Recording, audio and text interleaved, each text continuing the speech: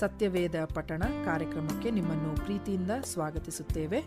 ಪ್ರಿಯ ಕೇಳುಗರೆ, ಈ ಕಾರ್ಯಕ್ರಮವು ಸತ್ಯವೇದದಲ್ಲಿ ಇರುವಂತಹ ರಹಸ್ಯಗಳ ವಿವರಣೆಯ ಒಂದು ಕಾರ್ಯಕ್ರಮವಾಗಿದೆ. ಕೇಳಿರಿ, ಆಶೀರ್ವಾದ ಹೊಂದಿಕೊಳ್ಳಿರಿ.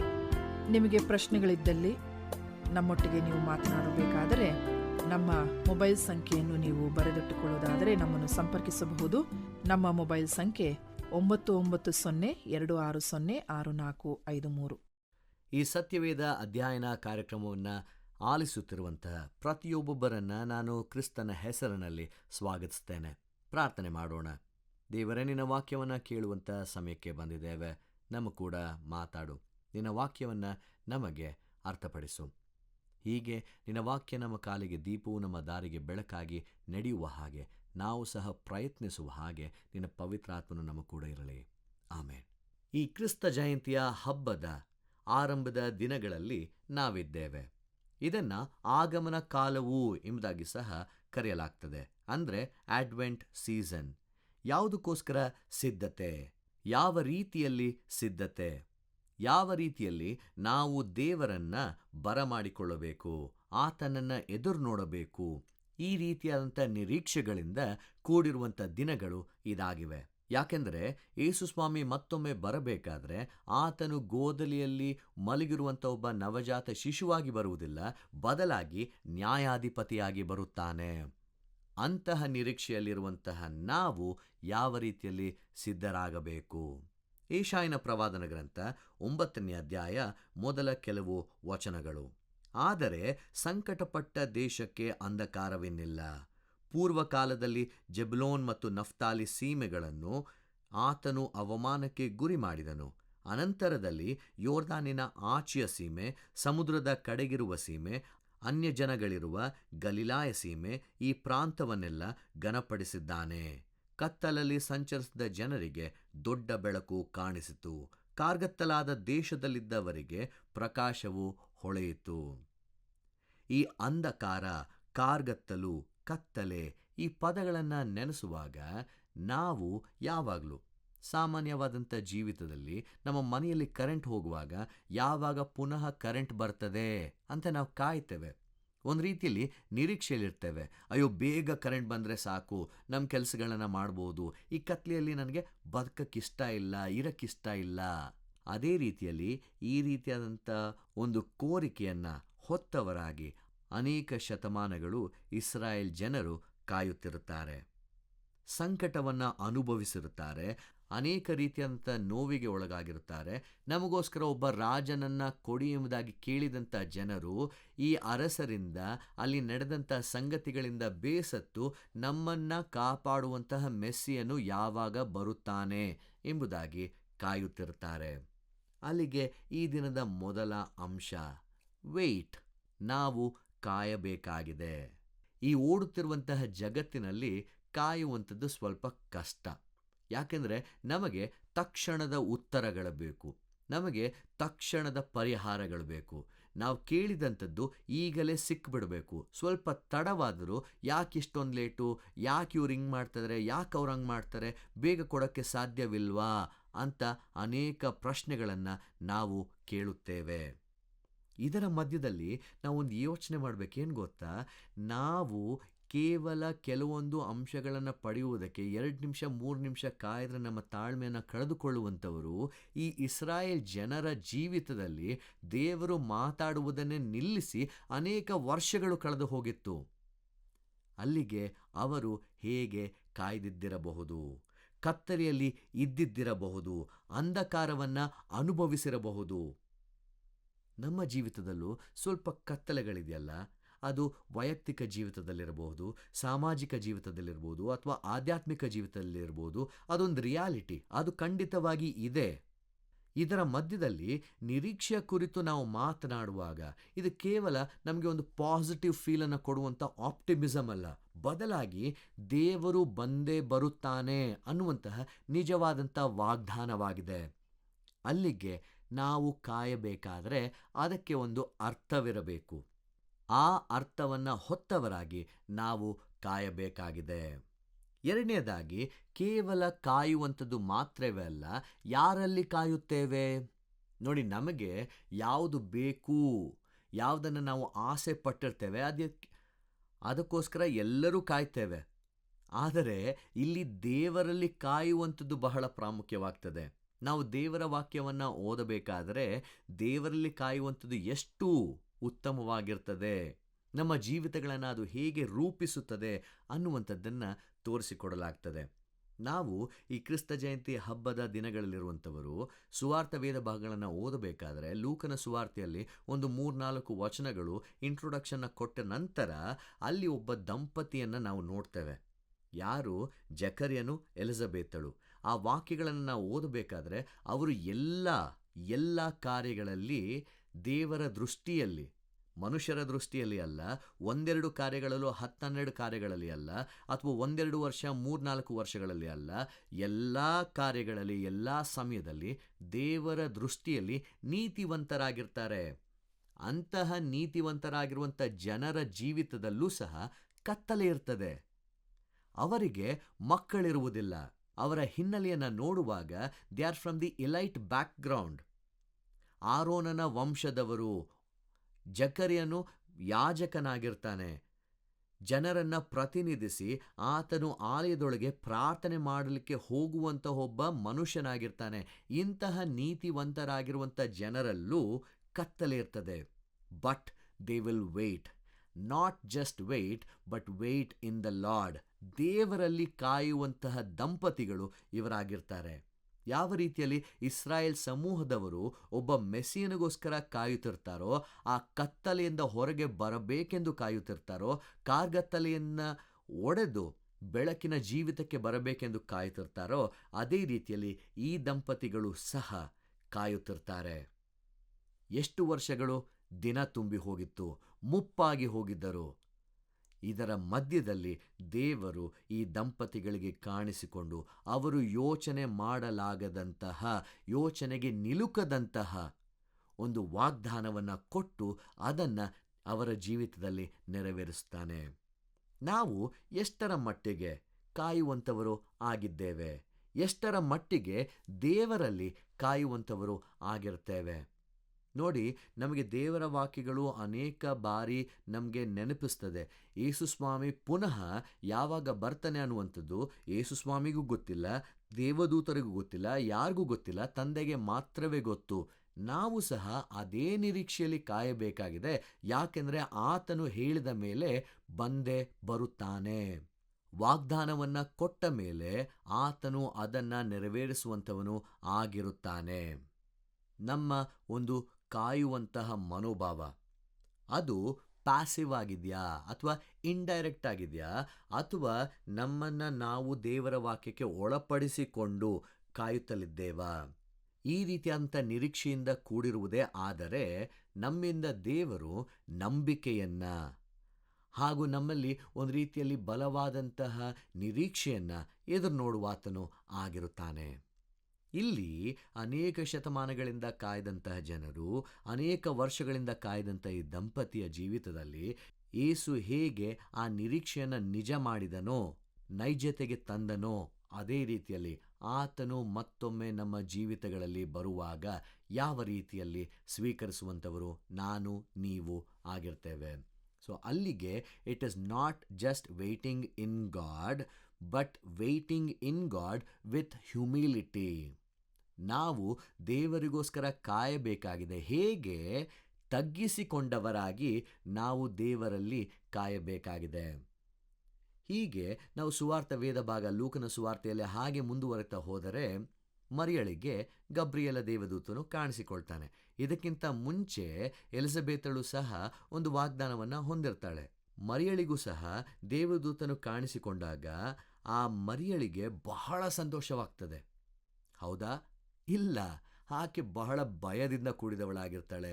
ಒಂದು ರೀತಿಯಲ್ಲಿ ಸಂಶಯ, ಅಸ್ಪಷ್ಟತೆ, ಹೇಗೆ ಇದೆಲ್ಲ ಸಾಧ್ಯ, ಇದೆಲ್ಲ ಪ್ರಶ್ನೆಗಳನ್ನು ಹೊಂದಿದಾಗ್ಯೂ ಅದರ ಮಧ್ಯದಲ್ಲಿ ನಾನು ಕರ್ತನ ದಾಸಿ, ನಿನ್ನ ಮಾತಿನಂತೆ ಆಗಲಿ ಹೇಳಲಿಕ್ಕೆ ಸಾಧ್ಯವಾ?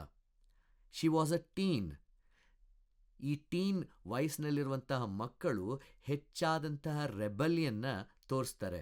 ಅಯ್ಯೋ, ಇದನ್ನ ಯಾಕೆ ಮಾಡಬೇಕು, ನಾನು ಯಾಕೆ ಕೇಳಬೇಕು, ಇದನ್ನ ನಾನು ಮಾಡಲ್ಲ, ಹಿಂಗೆ ಯಾಕೆ ಮಾಡಬೇಕು, there are so many characteristics that says that they will not listen, ಅವ್ರು ಕೇಳಲ್ಲ ಅನ್ನುವಂಥದ್ದನ್ನು ತೋರಿಸುವಂಥದ್ದಾಗಿರ್ತದೆ. ಆದರೆ ಇದೆಲ್ಲದರ ಮಧ್ಯದಲ್ಲಿ ಮರಿಯಳು ಹೇಗೆ ತನ್ನನ್ನು ಸಂಪೂರ್ಣವಾಗಿ ದೇವರ ಮುಂದೆ ಒಪ್ಪಿಸಿಕೊಡಲು ಸಾಧ್ಯ? ಇದು ತಗ್ಗಿಸಿಕೊಳ್ಳುವಂಥದ್ದು. ತಗ್ಗಿಸಿಕೊಳ್ಳುವಂಥದ್ದು ಎಂಬುದಾಗಿ ಹೇಳುವಾಗ ನಮ್ಮನ್ನು ದೇವರಿಗೆ ಒಪ್ಪಿಸಿಕೊಡುವಂಥದ್ದು. ಸರಿ, ಮರಿಯಳು ಈ ಒಂದು ಸುದ್ದಿಯನ್ನು ಕೇಳಿ ನಿನ್ನ ಮಾತಿನಂತೆ ಆಗಲಿ ಎಂಬುದಾಗಿ ಕೇಳಿದಾಯಿತು. ಎಲಿಜಬೆತಳು ಸಹ ಗರ್ಭಿಣಿಯಾಗಿದ್ದಾಳೆ ಎಂಬುದಾಗಿ ವಿಷಯ ತಿಳಿದಾಯಿತು. ಸರಿ, ಈ ಮರಿಯಳು ಎಲಿಜಬೆತನ್ನು ಭೇಟಿ ಮಾಡಲು ಹೋದಾಗ ವಯಸ್ಸಿನಲ್ಲಿ ಜಾಸ್ತಿ ಎಲಿಜಬೆತಳಿಗೆ, ಆಕೆ ಸಂತೋಷವನ್ನು ಅನುಭವಿಸುವುದಕ್ಕೆ ಹೆಚ್ಚು ಕಾರಣವಿತ್ತು. ಇದರ ಮಧ್ಯದಲ್ಲಿ ಎಲಿಜಬೆತಳು ಯಾಕೆ ಮರಿಯಳನ್ನು ನನ್ನ ಸ್ವಾಮಿಯ ತಾಯಿ ಎಂಬುದಾಗಿ ಕರೆಯಬೇಕಾಗಿತ್ತು? ಸ್ತ್ರೀಯರಲ್ಲಿ ನೀನು ಶ್ರೇಷ್ಠಳು ಎಂಬುದಾಗಿ ಯಾಕೆ ಕರೆಯಬೇಕಾಗಿತ್ತು? ನಂಬಿದವಳಾದ ನೀನು ಧನ್ಯಳು ಎಂಬುದಾಗಿ ಯಾಕೆ ಸಂಬೋಧಿಸಬೇಕಾಗಿತ್ತು? ದೇವರಲ್ಲಿ ಕಾಯುವಂತಹ ಪ್ರತಿಯೊಬ್ಬ ಜನರು ಇದೇ ರೀತಿಯಾದಂತಹ ಒಂದು ನಡವಳಿಕೆಯನ್ನು, ಇದೇ ರೀತಿಯಾದಂಥ ಗುಣವನ್ನು ತೋರಿಸುವಂಥವರಾಗಿರ್ತಾರೆ. ಒಂದೆಡೆ ಮರಿಯಳು ಬಹಳ ಅಲ್ಪ ವಯಸ್ಸು, ಇನ್ನೊಂದೆಡೆ ಎಲಿಜಬೆತಳು ಮುಪ್ಪಿನಲ್ಲಿದ್ದಾಳೆ.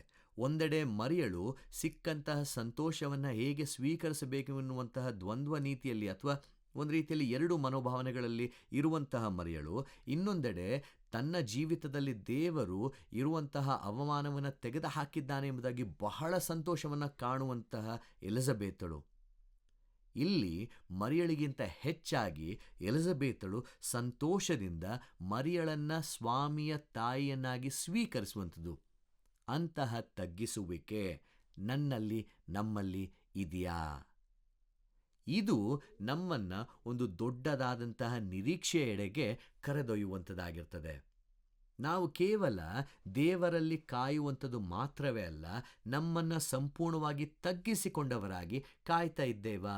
ಈ ತಗ್ಗಿಸುವಿಕೆ ಎಂಬುದಾಗಿ ಹೇಳುವಾಗ ನಾವು ನಮ್ಮ ಜೀವಿತದ ಹತೋಟಿಯನ್ನು ದೇವರಿಗೆ ಒಪ್ಪಿಸಿಕೊಡಲು ಸಾಧ್ಯವಾ? ಒಪ್ಪಿಸಿಕೊಟ್ಟು ಕಾಯುವುದಕ್ಕೆ ಸಾಧ್ಯವಾ?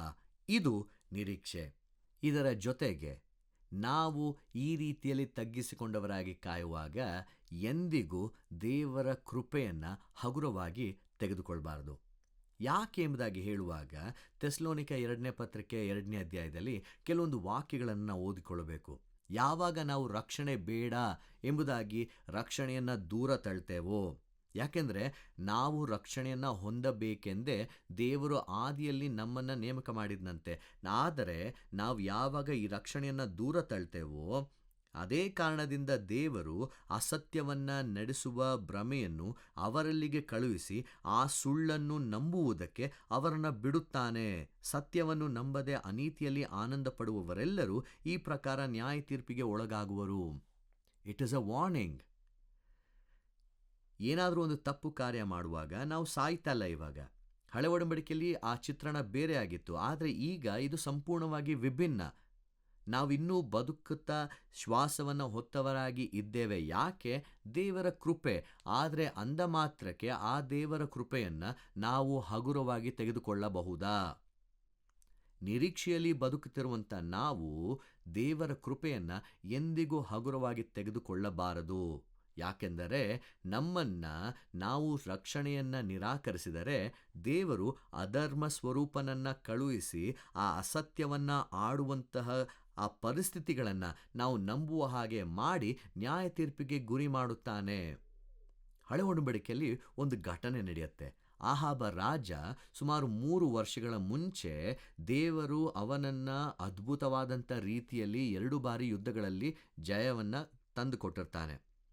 ಈ 3 ವರ್ಷ ಸುಮ್ಮನೆ ಕೂತಂಥ ಅಹಾಬ ರಾಜ ತಾನು ಏನಾದರೂ ಮಾಡಿ ಯುದ್ಧ ಮಾಡಬೇಕಲ್ಲ, ಯೆಹೋಷಾಫಾಟನನ್ನು ಸೇರಿಸ್ಕೊಂಡು, ಬಾ ನಾವು ರಾಮೋತ್ ಗಿಲ್ಯಾದ್ ನಮ್ಮ ಜಾಗ ಅಲ್ವಾ, ನಾವು ಹೋಗಿ ಅದನ್ನ ಪಡೆದುಕೊಂಡು ಬರೋಣ, ಯುದ್ಧ ಮಾಡಿ ಗೆದ್ಕೊಂಬರೋಣ ಎಂಬುದಾಗಿ ಕೇಳುವಾಗ ಯೆಹೋಷಾಫಾಟ ಕೇಳ್ತಾನೆ, ಯಾರು ಇಲ್ವಾ ಪ್ರವಾದಿಗಳು? ದೇವರ ಹತ್ರ ನೀನು ಹೋಗಿ ಕೇಳು, ಹೋಗ್ಬೋದಾ ಬೇಡವಾ ಎಂಬುದಾಗಿ ಕೇಳುವಾಗ ಸುಮಾರು 400 ಜನ ಪ್ರವಾದಿಗಳು ಬರ್ತಾರೆ. ಎಲ್ಲ 400 ಜನರು ಒಕ್ಕೊರಣಿನಲ್ಲಿ ಹೇಳ್ತಾರೆ, ನೀನು ಹೋಗು ಯುದ್ಧಕ್ಕೆ, ನೀನು ಗೆದ್ಕೊಂಬರ್ತೀಯಾ?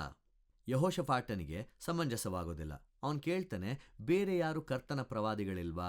ಅವರ ಬಳಿ ವಿಚಾರಿಸು. ಆಹಾಬ ಹೇಳ್ತಾನೆ, ಹೌದು, ಒಬ್ಬ ಇದ್ದಾನೆ, ಆದರೆ ಆತನು ಯಾವಾಗಲೂ ನನ್ನ ಇಷ್ಟದ ವಿರುದ್ಧವಾಗೇ ಮಾತನಾಡ್ತಾನೆ. ನನಗೆ ಏನು ಇಷ್ಟವಿಲ್ಲವೋ ಅದನ್ನೇ ಅವನು ಹೇಳ್ತಾನೆ. ಹಾಗಾಗಿ ಅವನ್ನ ಕೇಳೋದಕ್ಕೆ ನನಗೆ ಇಷ್ಟ ಇಲ್ಲ. ಯೆಹೋಷಾಫಾಟ ಆತನಿಗೆ ಒತ್ತಾಯಪಡಿಸ್ತಾನೆ, ನೀನು ಕೇಳು, ಅವನ್ನ ಕೇಳು ಎಂಬುದಾಗಿ ಹೇಳುವಾಗ ಆ ಮೀಕಾಯೇಹುನನ್ನು ಕರೆದುಕೊಂಡು ಬರುವುದಕ್ಕೆ ಹೋದಂಥ ಒಬ್ಬ ಸೈನಿಕನು ಸಹ 400 ಜನ ಒಪ್ಕೊಂಡಿದ್ದಾರೆ, ನೀನು ಅದನ್ನೇ ಹೇಳು ಎಂಬುದಾಗಿ ಹೇಳ್ತಾನೆ. ಆದರೆ ಮೀಕಾಯೇಹು ಹೇಳ್ತಾನೆ, ಇಲ್ಲ, ನಾನು ದೇವರು ಏನು ಹೇಳಿದ್ದಾನೆ ಅದನ್ನು ಮಾತ್ರವೇ ಹೇಳ್ತೇನೆ ಎಂಬುವಂಥ ಮಾತನ್ನು ಹೇಳಿ ಅವನು ರಾಜನ ಬಳಿಗೆ ಬರುವಾಗ, ಸರಿ, ನೀನು ಯುದ್ಧಕ್ಕೆ ಹೋಗು, ನೀನು ಗೆದ್ಕೊಂಬರ್ತೀಯಾ? ಆಹಾಬ ರಾಜನಿಗೆ ಡೌಟ್ ಬರುತ್ತೆ. ಎಷ್ಟು ಬಾರಿ ನಿನ್ನ ಕೈಲಿ ಪ್ರಮಾಣ ಮಾಡಿಸ್ಬೇಕಪ್ಪ, ಸರಿಯಾದ ರೀತಿಯಲ್ಲಿ ನನಗೆ ಹೇಳು, ಏನು ಮಾಡಬೇಕು ಎಂಬುದಾಗಿ ಹೇಳುವಾಗ ರಾಜನ ಮುಂದೆ 2 ದರ್ಶನವನ್ನು ಮುಂದಿಡ್ತಾನೆ. ಮೊದಲನೆಯದಲ್ಲಿ ಚೆದರು ಹೋಗಿರುವಂತಹ ಕುರಿಗಳು ಕುರುಬನಿಲ್ಲದಂತಹ ಕುರಿಗಳನ್ನು ಕಂಡಂತಹ ದರ್ಶನ. ಸೊ ಆಹಾಬ ರಾಜನಿಗೆ ಹೇಳ್ತಾನೆ, ಯುದ್ಧಕ್ಕೆ ಹೋಗ್ಬೇಡಪ್ಪ, ನೀನು ಆರಾಮಾಗಿ ಮನೆಯಲ್ಲಿರು, ನೀನು ಹೋದರೆ ಖಂಡಿತವಾಗಿ ಸೋಲ್ತೀಯ. ಅದಕ್ಕೆ ಒಪ್ಪೋದಿಲ್ಲ. ಅಲ್ಲಿಗೆ 2ನೇ ದರ್ಶನವನ್ನು ಮೀಕಾಯೇಹು ಬಿಚ್ಚಿಡ್ತಾನೆ. ದೇವರ ಸನ್ನಿಧಾನದಲ್ಲಿ ಒಂದು ಎವನ್ಲಿ ಕೋರ್ಟಲ್ಲಿ ಒಂದು ಸಂಭಾಷಣೆ ನಡೆಯುತ್ತೆ. ಯಾರನ್ನು ಕಳುಹಿಸಿ ಆ ರಾಜನು ಅದನ್ನು ನಂಬಿ ಅವರು ಯುದ್ಧಕ್ಕೆ ಹೋಗಿ ಅವನ ನಾಶನವಾಗುವ ಹಾಗೆ ಮಾಡಲಿ ಎಂಬುದಾಗಿ ಹೇಳುವಾಗ ಒಬ್ಬ ಆತ್ಮನು ಬಂದು ಹೇಳ್ತಾನಂತೆ, ನಾನು ಹೋಗ್ತೇನೆ, ನಾನು ಅವನ ನಾಶನವನ್ನು ನಂಬುವಲ್ಲಿ ನಾನು ಅವನ ಮಾತುಗಳನ್ನು ತಿರುಚಿ ಹೇಗಾದರೂ ಮಾಡಿ ಒಪ್ಪಿಸ್ತೇನೆ. ಹೇಗೆ ಮಾಡ್ತೇನೆ ಎಂಬುದಾಗಿ ಹೇಳುವಾಗ ಅವರ ಸುಳ್ಳು ಪ್ರವಾದಿಗಳಲ್ಲಿ ನಾನು ಹೋಗ್ತೇನೆ. 400 ಜನರು ಒಂದೆಡೆ, ಒಬ್ಬನು ಇನ್ನೊಂದೆಡೆ. ಆಹಾಬ ರಾಜನು ಆ 400 ಜನರ ಮಾತಿಗೆ ಆತನು ಒಪ್ಪಿ ಯುದ್ಧಕ್ಕೆ ಹೋಗ್ತಾನೆ. ಹೇಗೆ? ಮಾರುವೇಷದಲ್ಲಿ ಹೋಗ್ತಾನೆ. ಮಾರುವೇಷದಲ್ಲಿ ಹೋದಾಗ್ಯೂ ಆತನು ಈಟಿಯಿಂದ ಚುಚ್ಚಲ್ಪಟ್ಟು ಸಾಯುತ್ತಾನೆ. ಇಲ್ಲಿ ನೋಡಿ, ಯಾವಾಗ ನಾವು ದೇವರನ್ನು ನಿರಾಕರಿಸ್ತೇವೋ, ಅಸತ್ಯವನ್ನು ಆಡುವಂತಹ, ಅಸತ್ಯ ನಡೆಸುವಂತಹ ಭ್ರಮೆಯನ್ನು ಅವರಲ್ಲಿಗೆ ಕಳುಹಿಸಿ ಆ ಸುಳ್ಳನ್ನು ನಂಬುವುದಕ್ಕೆ ಅವರನ್ನು ಬಿಡುತ್ತಾನೆ. ಫರೋಹನ ಹೃದಯ ಕಲ್ಲಾಗಿ ಮಾಡುವುದಕ್ಕೆ ಹೇಗೆ ಸಾಧ್ಯ? ದೇವರನ್ನು ನಿರಾಕರಿಸಿದರೆ ನಮ್ಮ ಪರಿಸ್ಥಿತಿಗಳು ಹೇಗಿರ್ತದೆ? ಅಲ್ಲಿಗೆ ಈ ಕ್ರಿಸ್ತ ಜಯಂತಿಯ ಹಬ್ಬದಲ್ಲಿ ಕ್ರಿಸ್ಮಸ್ಸನ್ನು ಆಚರಿಸುವುದಕ್ಕೆ ಸಿದ್ಧರಾಗಿರುವಂತಹ ನಾವು ದೇವರಲ್ಲಿ ಕಾಯುತ್ತಿದ್ದೇವಾ? ತಗ್ಗಿದ ಮನೋಭಾವವುಳ್ಳವರಾಗಿ ಕಾಯುತ್ತಿದ್ದೇವಾ? ಹಾಗೂ ಆತನ ಕೃಪೆಯನ್ನು ಹಗುರವಾಗಿ ತೆಗೆದುಕೊಳ್ಳದೆ ನಮ್ಮ ಜೀವಿತಗಳನ್ನು ಕ್ರಮಪಡಿಸಿಕೊಂಡು ರಕ್ಷಣೆಯನ್ನು ನಿರಾಕರಿಸದೆ ಕಾಯುತ್ತಿದ್ದೇವಾ? ಈ ನಿರೀಕ್ಷೆ ನಮಗೆ ಇದೆಲ್ಲವನ್ನ ಕಲಿಸುವಂಥದ್ದಾಗಿರ್ತದೆ.